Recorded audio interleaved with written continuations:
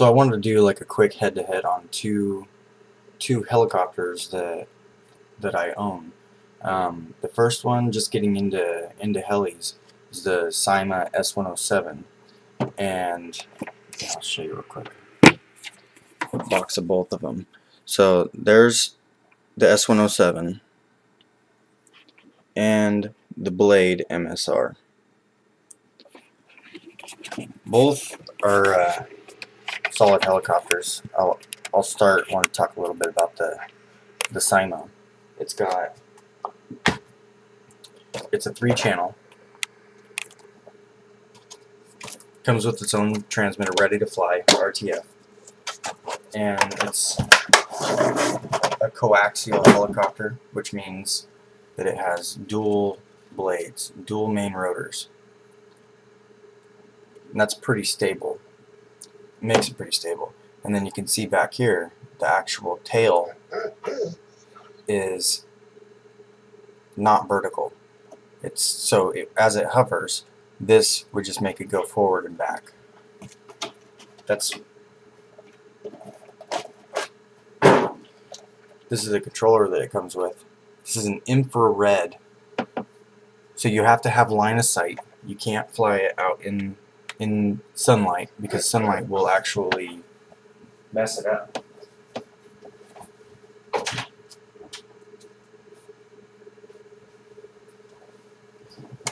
Sorry about that. And so it's an indoor. It's perfect for starters. I was really impressed. It has a full metal body on it. So durable. The skids are all durable. Everything's real good. But it's not agile, and it's not very capable like a 4-channel is.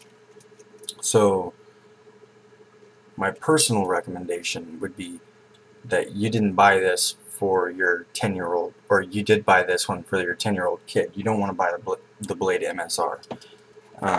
On the controller, you can see here, this side is going to turn it and forward and back.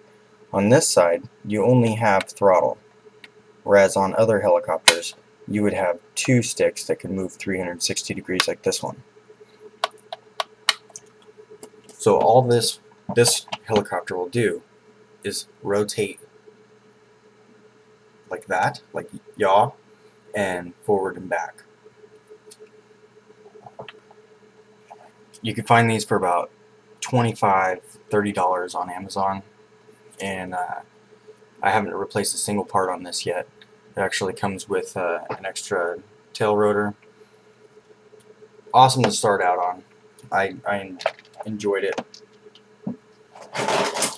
but quickly grew out of it. So the Blade MSR has what's called Spectrum technology, 2.4 gigahertz.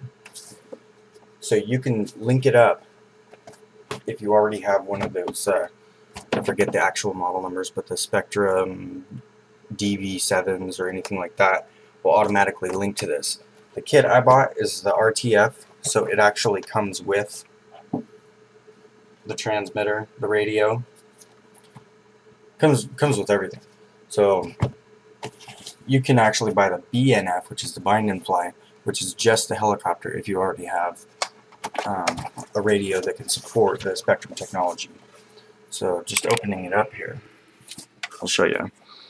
Right on top, we have our normal paperwork, instructions. Who needs those? Charger.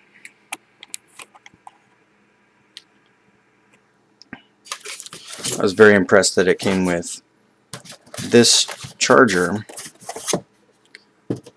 which has 4 ports. It also takes D batteries. The back pops off. So if you are out in the field somewhere, then you can recharge your batteries. Comes with 2 of these little LiPo batteries. They're 3.7 volt, 120 milliamp hours. These are 14C LiPos. Comes with 2 of those, and then I bought these extra They're 150 milliamp hours. These were only about $5 a piece. So now I have all 4 batteries, and really, that's all. By the time the first one runs out of batteries, and one runs out of juice, I put it back in the charger, grab the second battery. I can continuously fly and don't have to worry about only flying for 6 minutes and then having to wait a half an hour for the battery to charge back up, which is very nice. So here's the actual helicopter. I put a little bit of tape on the skid here because the skid on this is very weak and spreads out, and I actually broke mine pretty quickly. And then it has a carriage under there which the battery just slides right into underneath. This is a single rotor helicopter, so like the other one, the coaxial, you have the dual blades. This one's single, and you can see the tail is also like a conventional helicopter, and it has its own tail rotor motor.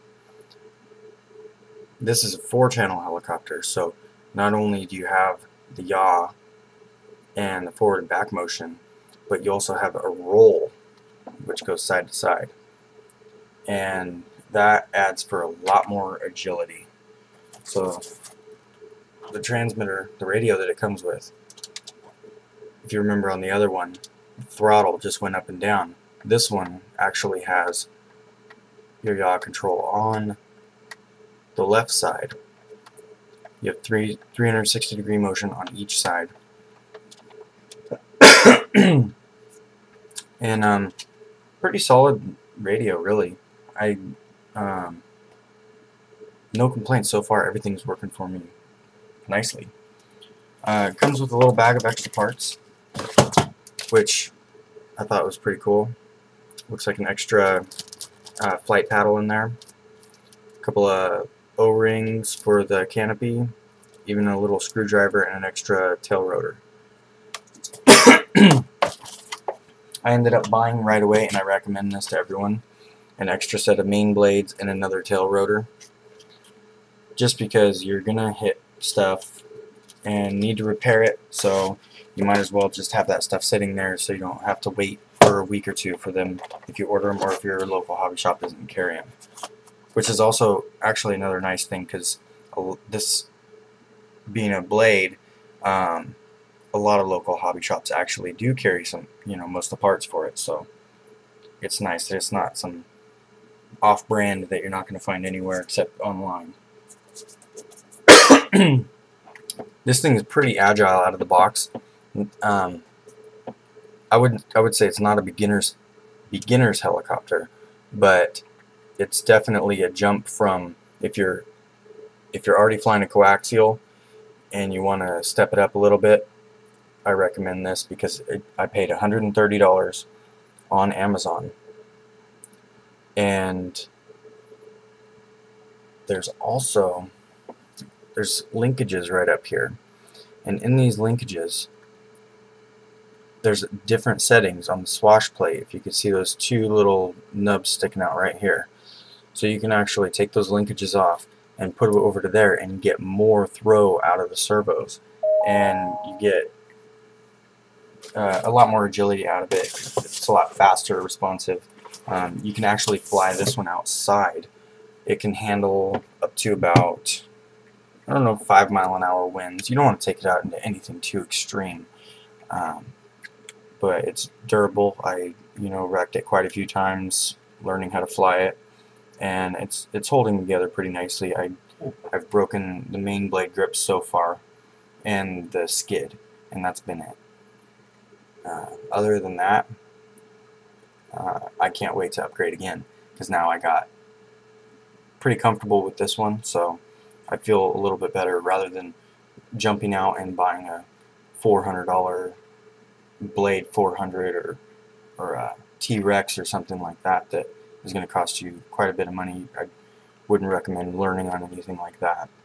This will actually get you, to where you have your bearings and develop your reflexes. And so if you're looking for something for your kid to start out on, I recommend the Syma. just to get them going, get them in the air. It's fun. Fly it inside. This one for the more serious flyers that are ready to take it to the next level and really develop some skills. And I'll post some more videos on it flying. And thanks for watching.